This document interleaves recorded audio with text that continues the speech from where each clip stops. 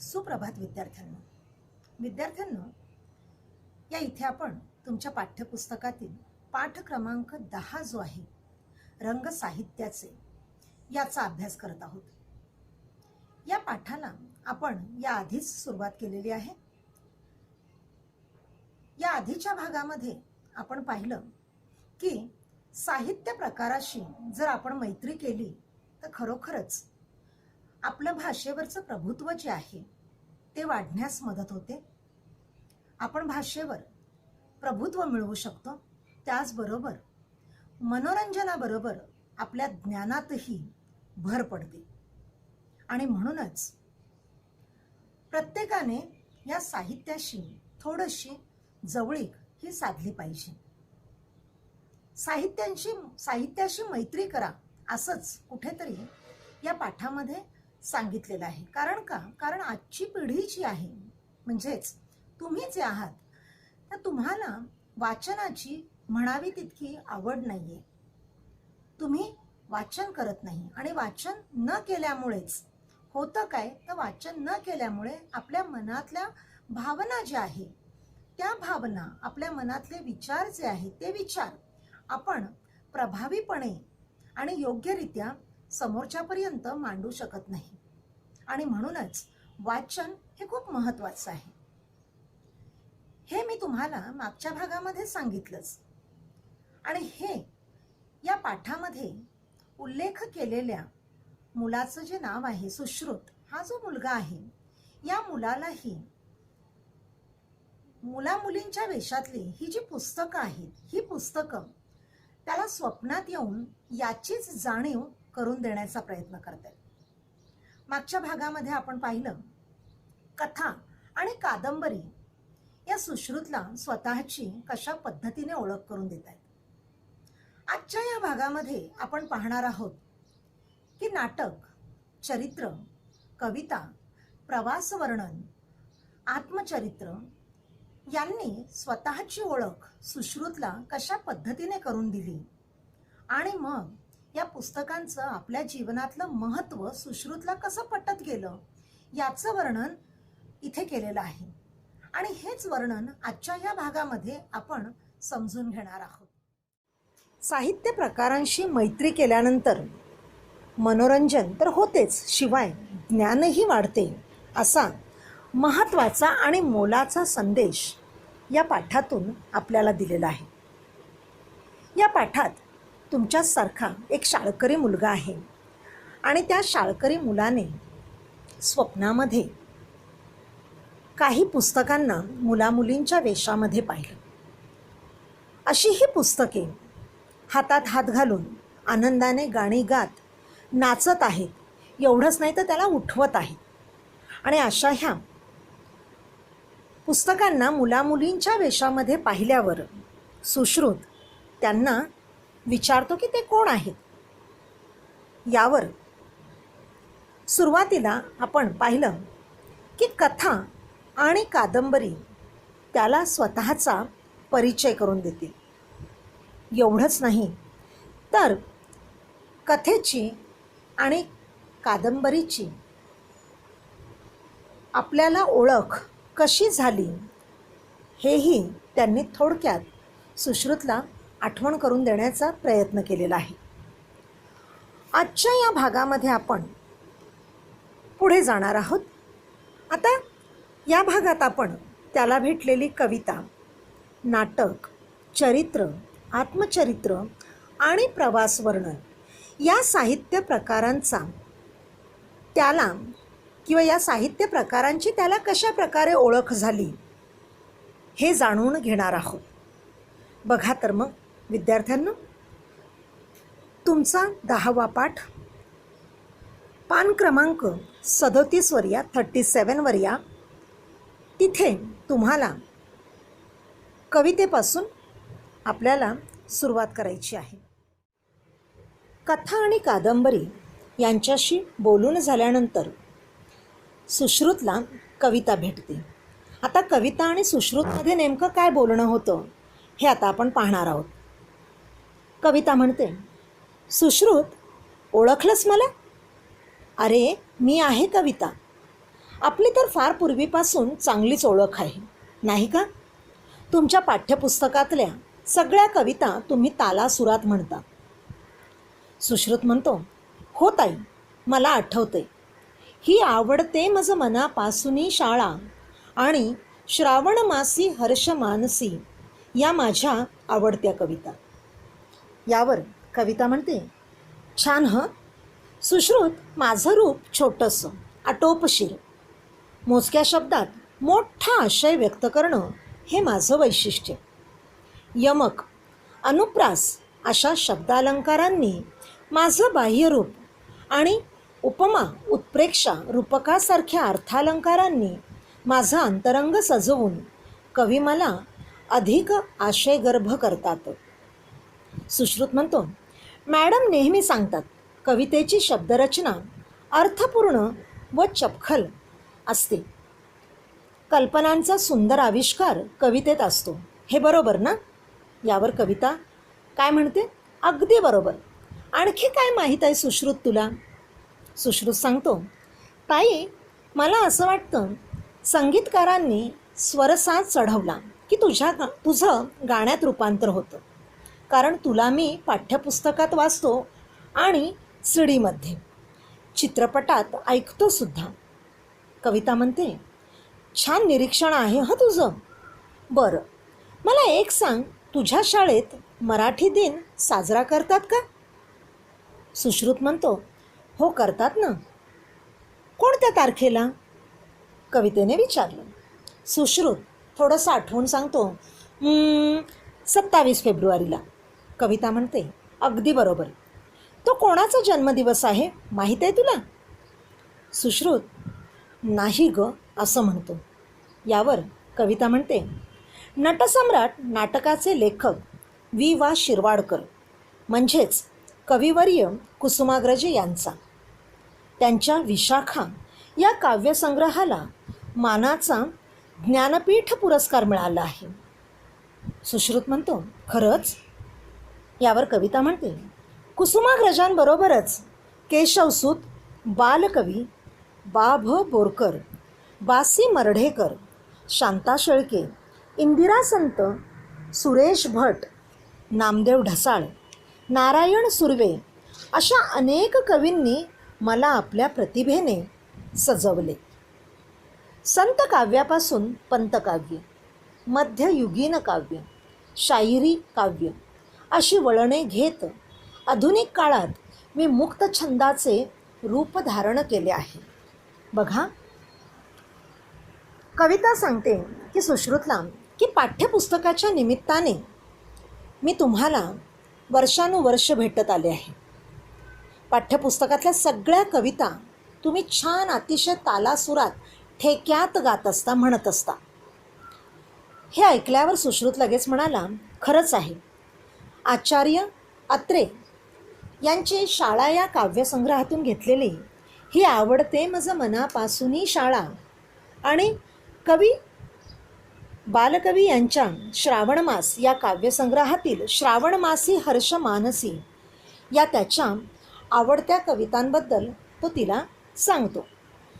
हे ऐकल्यावर कविता त्याला म्हणते की खरंच आहे सुश्रुत, की माझं रूप जरी छोटंसं असलं ना तरीही माझा आशय मात्र म्हणजेच कवितेची मध्यवर्ती कल्पना मात्र खूप मोठी असते. त्या कवितेचा अर्थ जो आहे तो अर्थ खूप मोठा असतो, गहन असतो. कवींनी कवितेला अंतर्बाह्य सजवलेलं असतं. बाहेरून जेव्हा तिचं रूप सजवलं जातं त्यावेळेला व्याकरणामध्ये अलंकार असतात. अभ्यासाला अलंकाराचे 2 प्रकार असतात. एक म्हणजे शब्दालंकार आणि दुसरं अर्थालंकार. तर कवितेचं बाह्यरूप जे आहे त्या अलंकारापैकी शब्दालंकारांमधील यमक आणि अनुप्रासाने सजवलेलं असतं. तर कवितेचा अंतरंग हे उपमा, उत्प्रेक्षा आणि रूपकासारख्या अर्थालंकारांनी कवींनी सजवलेलं असतं. आणि म्हणूनच कवी अशा ह्या कवितांना अर्थपूर्ण करण्याचा प्रयत्न करत असतात. सुश्रुत म्हणतो की हो, शाळेमध्ये आम्ही जेव्हा शिकतो त्यावेळेला आम्हाला आमच्या मॅडम नेहमी सांगत असतात की कवितेची शब्दरचना जी आहे ही शब्दरचना नेहमी अर्थपूर्ण आणि तंतोतंत असते. कवितेमध्ये कल्पनांचा सुंदर आविष्कार असतो, म्हणजेच कल्पनांची सुंदर अभिव्यक्ती व्यक्त झालेली असते. त्याचबरोबर सुश्रुतीला हेही सांगतो की तुला अनेक दिग्गज महान संगीतकारांनी स्वरसाज चढवला आणि कवितेचं रूपांतर गाण्यात करण्याचा त्यांनी प्रयत्न केला. बरोबर, अशी ही गाणी किंवा अशा ह्या कविता मी एकतर पाठ्यपुस्तकामधून किंवा मग सीडीमधून ऐकतोच, शिवाय चित्रपटातूनही अशा ह्या कविता वरचेवर ऐकत असतो. खरंच आहे, हे सगळं ऐकल्यावर कविता खूप खुश होते आणि कविता सुश्रुतला म्हणते की खरंच आहे, किती सूक्ष्म निरीक्षण करतो ना तो. बरं, आता मला सांगती म्हणते की तुमच्या शाळेमध्ये मराठी दिन साजरा केला जातो का? मराठी दिन म्हणजे मराठी भाषेचा गौरव दिन. आणि हा गौरव दिन कोणाच्या स्मृतीप्रित्यर्थ केलेला असतो माहिती आहे तुम्हाला? नाही ना? सुश्रुतलाही माहीत नाही आहे. त्याला कोणत्या तारखेला करतात हे माहिती आहे, पण कोणाचा तो जन्मदिवस म्हणून आपण साजरा करतो हे त्याला माहीत नाही आहे. मग ती त्याला सांगते की मराठी दिन किंवा मराठी भाषेचा गौरव दिन हा 27 फेब्रुवारीला ज्येष्ठ आणि श्रेष्ठ लेखक कवी म्हणून प्रख्यात असलेले वि. शिरवाडकर यांचा जन्मदिवस. त्यांच्या विशाखा हे अतिप्रसिद्ध असं काव्यसंग्रह आहे आणि या काव्यसंग्रहाला ज्ञानपीठ पुरस्कार देऊन सन्मानित केलं गेलं होतं. यांच्या व्यतिरिक्त कविता म्हणते की कुसुमाग्रजांबरोबरच केशवसूत, बालकवी बा. भ. बोरकर, बासी मर्ढेकर, शांता शेळके, इंदिरा संत अशा एक नाही अनेक दिग्गज कवींनी आपल्या प्रतिभेने, आपल्या कविता निर्मिती करण्याच्या अनोख्या अशा ताकदीने तिला एक वेगळं रूप प्राप्त करून दिलेलं आहे. ती म्हणते संत काव्यापासून ते पंतकाव्यापर्यंत, त्याचबरोबर मध्ययुगीन काव्य आणि शाहिरी काव्य, आता हे सगळे कवितेचेच प्रकार आहेत. खरं म्हणजे संत काव्य म्हणजे आपल्याकडे जे संत होऊन गेले त्या संतांनी जे जी काव्यरचना केलेली आहे त्याला संत काव्य म्हणतात. पंतकाव्य म्हणजे पंडित कवींनी केलेलं आख्यानपर काव्य. तर मध्ययुगीन काव्य म्हणजे 14व्या ते 15व्या शतकात लिहिलं गेलेलं काव्य. आणि शाहिरी काव्य म्हणजेच ज्यामध्ये लावण्या, पोवाडे इत्यादीची काव्यरचना या काव्यप्रकारामध्ये केलेली असते. अशी अनेक वळणं घेत मी आधुनिक काळापर्यंत पोहोचले. आधुनिक म्हणजे नवीन काळापर्यंत पोहोचले आणि आधुनिक काळामध्ये आल्यानंतर मी मुक्त छंदाचे रूप धारण केलं आहे. असं हे कवितेचं आणि सुश्रुतचं बोलणं झाल्यानंतर तिथे सुश्रुतची भेट नाटकाशी होते आणि नाटक आणि सुश्रुतमध्ये काय संवाद होतो हे आपण पुढे पाहणार आहोत. नाटक सुश्रुतला विचारतो, अरे सुश्रुत, ओळखलंस का मला? सुश्रुत म्हणतो, तू कोण आहेस रे?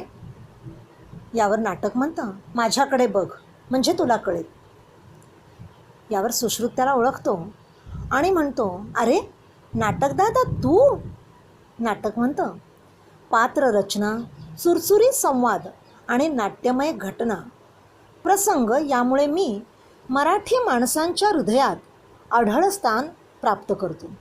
तुला माहीत आहे, माझं रंगमंचावर सादरीकरण होणार आहे याचं भान ठेवूनच नाटककार माझी मांडणी करतो. वाचनीय आणि प्रेक्षणीय व्हावं अशी त्याची अपेक्षा असते. यावर सुश्रुत म्हणतो, मी कालच एक धमाल बालनाट्य पाहिलं. त्याचं दिग्दर्शन उत्तम होतं असे बाबा म्हणाले. नाटक म्हणतो, वा छान. अरे, दिग्दर्शकासाठी मला दिग्दर्शित करणं हा आनंददायी अनुभव असतो.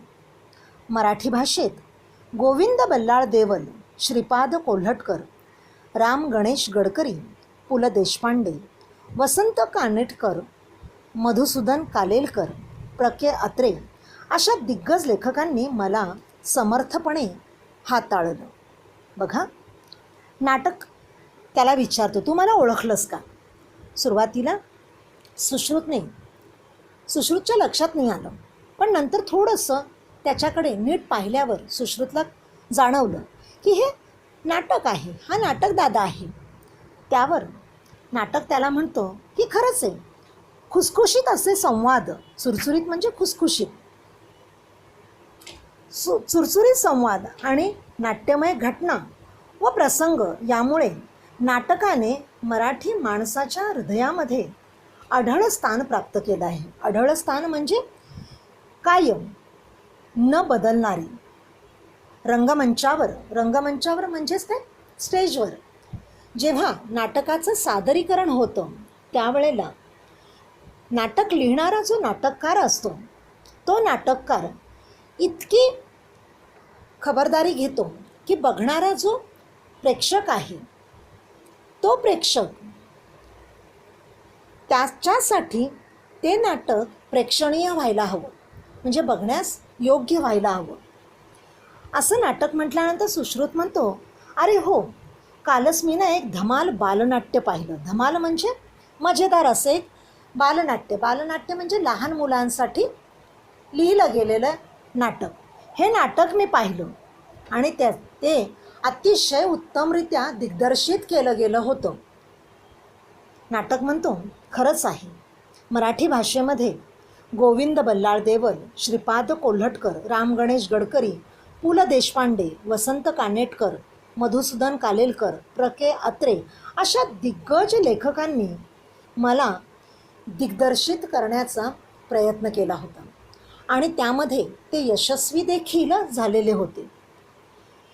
मला दिग्दर्शित करणं हा त्यांच्यासाठीचा एक वेगळा आणि आनंददायी अनुभव होता, असं त्याने सुश्रुतला आपली ओळख करून देताना सांगितलं.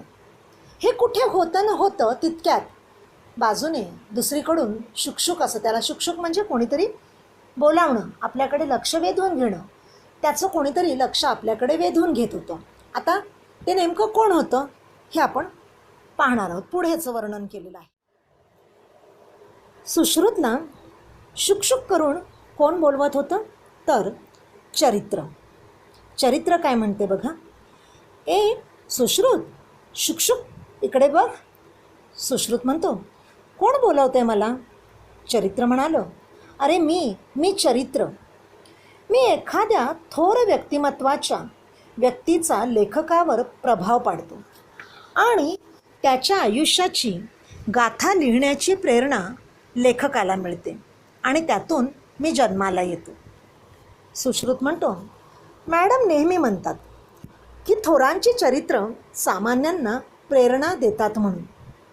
चरित्र म्हणतं, अगदी बरोबर, कारण मी असतोच मुळी संघर्षमय, कर्तृत्ववान आणि संधीचे सुवर्ण संधीत रूपांतर करणारा. म्हणूनच सामान्य लोकांची मतं माझ्या सहवासात बदलतात.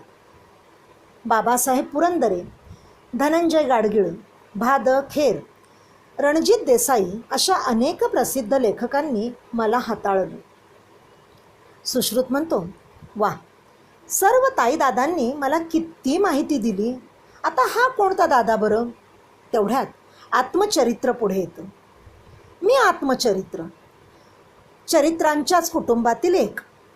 चरित्र म्हणजे एखाद्या व्यक्तीच्या आयुष्याचं लेखकानं केलेलं वर्णन, तर मी म्हणजे व्यक्तीने स्वतःच्या जीवनप्रवासाचं तटस्थपणे केलेलं वर्णन. माझ्या आयुष्यात आलेल्या विविध टप्प्यांचे, वळणांचे, भल्याबुऱ्या अनुभवांचे कथन मी तटस्थपणे करतो. त्यातून मी साकारला जातो. स्वातंत्र्यवीर सावरकर, सुनीता देशपांडे, माधवी देसाई, डॉक्टर जयंत नारळीकर, डॉक्टर प्रकाश आमटे, मल्लिका अमर शेख, दया पवार, विश्राम बेडेकर, लक्ष्मण गायकवाड हे माझे गाजलेले लेखक. बघा, चरित्र, विद्यार्थ्यांना इथे समजून घ्या, चरित्र आणि आत्मचरित्र दोन्ही वेगळे आहेत.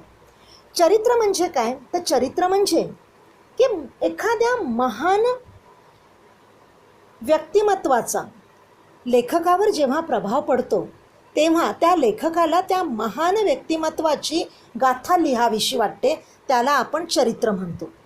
तर आत्मचरित्र हा चरित्राचाच प्रकार आहे, त्यांच्याच कुटुंबातला आहे. पण आत्मचरित्र म्हणजे काय? तर एखाद्या व्यक्तीला स्वतःच्या आयुष्याचं जर वर्णन करायचं असेल, जेव्हा तो वर्णन लिहून काढतो, लिहितो आणि वाचकांसमोर आणतो, तेव्हा ते आत्मचरित्र होतं. आता यातला दोघांचा फरक जो आहे, दोघांमधला फरक जो आहे, तो फरक दोघांनीही आपापल्या परीने सुश्रुतला समजावून सांगितलेला आहे. बरोबर. चरित्र म्हणतं की माझ्या सानिध्यामध्ये, सहवासामध्ये, म्हणजेच माझ्या सानिध्यामध्ये जेव्हा लोक येतात त्यावेळेला माझं संघर्षमय किंवा कर्तृत्ववान किंवा संधीचं सुवर्णसंधीत रूपांतर करणारा मी, असं जेव्हा लेखन लोक वाचतात त्यावेळेला माझ्याबद्दलची लोकांची मतं जी आहेत, मनं जी आहेत, ती मनं माझ्या सानिध्यामध्ये राहिल्यामुळे बदलतात. मला अनेक प्रसिद्ध लेखकांनी हाताळलेलं आहे. इथे त्या चरित्राने काही लेखकांच्या नावांचा उल्लेख केलेला आहे. मग ते बाबासाहेब पुरंदरे असू देत, धनंजय गाडगीळ असू दे किंवा मग रणजिता देसाई असू देत. तर आत्मचरित्र सांगतं की माझंही लेखन म्हणजे आत्मचरित्र लेखन करणारे लेखकही बरेच आहेत. त्यामध्ये डॉक्टर जयंत नारळीकर आहेत, स्वातंत्र्यवीर सावरकर आहेत, सुनीता देशपांडे आहेत, मल्लिका अमर शेख आहे, डॉक्टर प्रकाश आमटे आहेत, विश्राम बेडेकर आहेत, लक्ष्मण गायकवाड आहेत. यांनी आत्मचरित्र लिहिलेली आहेत. आणि ही आत्मचरित्र जेव्हा आपण वाचतो त्यावेळेला खरोखरच आपल्याला एक वेगळा दृष्टिकोन प्राप्त होत असतो. एक म्हणतो ना आपण, सामान्यांना एक जगण्याची प्रेरणा चरित्र आणि आत्मचरित्र देण्याचं काम करत असतात. हे सगळं होत असताना तिथे शेवटी एकच पुस्तक राहतं. आता हे पुस्तक कोणतं आहे आणि त्याचा आणि सुश्रुतचा काय संवाद होतो याचं वर्णन पुढे आहे. कथा, कादंबरी, कविता, नाटक, चरित्र, आत्मचरित्र इतके सगळ्या साहित्य प्रकारांची ओळख झाल्यानंतर सुश्रुत येतो प्रवास वर्णनाकडे. बघा, या पुस्तकाकडे येतो आणि या दोघांमध्ये काय बोलणं होतं. सुश्रुत म्हणतो, अरे सर्वात शेवटी तो कोणता दादा उभा आहे आणि तो माझ्याशी बोलणार नाही का? तेवढ्यात प्रवास वर्णन पुढे येतं आणि ते काय म्हणतं बघा, का नाही बोलणार? जरूर बोलेन. अरे मीच तुला घरी बसून दूरच्या गावी देशी पोचवणार ना. सुश्रुत म्हणतो, म्हणजे? आणि ते कसं काय? यावर प्रवास वर्णन म्हणतं, माझं ते कार्यच आहे. एखाद्या ठिकाणी प्रवास करून आल्यानंतर प्रवासाची प्रेक्षणीय ठिकाणांची रोचक, मुद्देसूद आणि जशीच्या तशी माहिती वाचकांपर्यंत मी पोचवतो. ही माहिती रटाळ, कंटाळवाणी न होऊ देता रंजक पद्धतीने मनोवेधक भाषेत मांडणं हे लेखकाचं कसब. लेखक त्या ठिकाणच्या माहितीबरोबरच स्वतःचे अनुभव, भावना, निसर्ग सौंदर्य, व्यक्तिविशेष यांचीही सुरेख मांडणी करतो. यावर सुश्रुत म्हणतो, म्हणजे ना तिकीट, ना विजा, ना बस, ना विमान, मी कुठेही जाऊ शकतो. सर्व ठिकाणांना भेट द्यायला तुझ्या माध्यमातून. प्रवास वर्णन म्हणतं, अगदी बरोबर, आणि हेच माझं वैशिष्ट्य. म्हणूनच मला गंगाधर गाडगीळ, रा. भी. जोशी, पु. ल. देशपांडे, रमेश मंत्री, मीना प्रभू अशा मोठ्या लेखकांनी आपलंसं करून प्रसिद्ध केले. सुश्रुत म्हणतो, किती छान आहात तुम्ही सगळेजण. तुमच्याशी मैत्री करायला खूप आवडेल मला. तुमच्यासारख्या निस्वार्थी मित्रांमुळे माझं मनोरंजनही होईल, ज्ञानही वाढेल आणि आणि त्यामुळे माझं लेखनही सुधारेल. सगळेजण एकत्रित म्हणतात आणि सगळ्यात महत्त्वाचं म्हणजे आम्ही तुला कधीच सोडून जाणार नाही. सगळी पुस्तकं एकत्रितपणे गायला लागतात. साहित्याचे रंग विविध हे भुलविती साऱ्या रसिक जना. इंद्रधनु ते सप्तरंगी जसे सुशोभित करते गगना. धन्य आमुची माय मराठी, धन्य साहित्य संपदा. वाचू आनंदे, लिहू नेमाने, वाङ्मय रसात नाहू सदा. बघा, प्रवास वर्णन सुश्रुतला काय सांगतं की मलाही तुझ्याशी बोलायला आवडेल. कारण का, न बोलून कसं चालेल? जर मी तुझ्याशी बोललोच नाही तर कसं होईल? कारण का, कारण दूरदूरच्या गावापर्यंत, दूरदूरच्या देशापर्यंत तुला पोहोचवण्याचं, म्हणजे तुझ्यासारख्या अनेक लोकांना पोहोचवण्याचं कार्य मीच करत असतो. एखाद्या ठिकाणी प्रवास करून आल्यानंतर लेखक त्या प्रवासाची, तिथल्या प्रेक्षणीय ठिकाणांची अतिशय मजेदार मुद्देसूद माहिती वाचकांपर्यंत पोहोचवण्याचं कार्य करत असतात. त्याचबरोबर ही सुद्धा खबरदारी घेतात की प्रवास वर्णनांमधलं लेखन जे आहे ते लेखन कुठेही रटाळ म्हणजे कंटाळा आणणारं होऊ न देता मनाला प्रसन्नता, आल्हाददायक कसं वाटेल हे मांडणं म्हणजे त्या लेखकाची ती एक कला आहे. तो तिथलं त्या ठिकाणाचं वर्णन तर करतो, पण त्याच्या व्यतिरिक्त स्वतःचे अनुभव, स्वतःच्या भावना, तिथलं निसर्ग सौंदर्य सगळ्याचीच एकंदरीत मांडणी करत असतो. हे सगळं ऐकल्यावरती सुश्रुत इतका खुश होतो की किती छान ना. बस नको, विमान नको, विजा नको, तिकीट नको, कुठेही मी आरामात फिरून येऊ शकतो तुझ्या माध्यमातून. प्रवास वर्णन म्हणतं खरंच आहे, अगदी बरोबर आहे. आणि म्हणूनच मराठी साहित्यामध्ये काही लेखकांनी मला खूप आपलंसं करून प्रसिद्ध करण्याचं महान कार्य या मराठी साहित्य प्रकारामध्ये करून ठेवलं आहे. हे सगळं ऐकल्यानंतर सुश्रुत खूप खुश होतो आणि तो सगळ्यांना धन्यवाद देतो. तो म्हणतो की खरंच आहे की ते सगळे तुम्ही छान आहात ना. या निमित्ताने का होईना तुम्ही मला सगळेजण भेटलात, स्वतःची तुम्ही ओळख करून दिलीत. आता मला ना तुमच्याशी मैत्री करायला नक्की आवडेल. कारण का, कारण तुम्ही सगळेजण निस्वार्थी आहात, म्हणजे कुठलाही स्वार्थ मनामध्ये ठेवत नाही.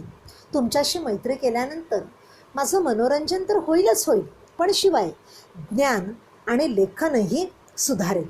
असं म्हटल्यानंतर सगळी पुस्तकं एकत्रितपणे त्याला म्हणतात की हो, आम्ही तुला यापुढे कधीही कुठेही सोडून जाणार नाही.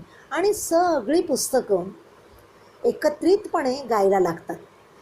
काय गातात तर ते म्हणतात की जसं आकाशामध्ये इंद्रधनुष्य आल्यावर त्या आकाशाला एक वेगळं रंगरूप प्राप्त होतं, तसंच साहित्यामध्ये सुद्धा वेगवेगळे साहित्य प्रकार आहेत आणि ते सगळे साहित्य प्रकार रसिकांना मोहून टाकण्याचं काम करत असतात.